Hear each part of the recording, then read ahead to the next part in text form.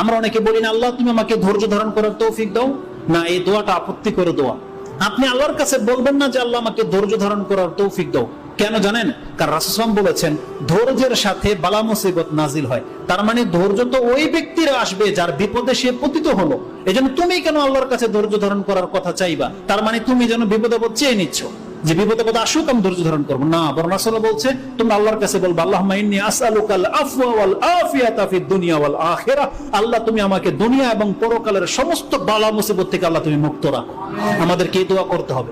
এজন্য আর যদি আমাদেরকে আল্লাহ বিপদ আপদ দিয়ে ফেলে তখন যেন আমরা ধৈর্য ধারণ করতে পারি, সেটা আমরা আল্লাহর কাছ থেকে চাইবো। যে বিপদ যখন হয়ে গেছে আল্লাহ সেটাকে মেনে নেওয়ার তৌফিক তুমি আমাকে দান করো।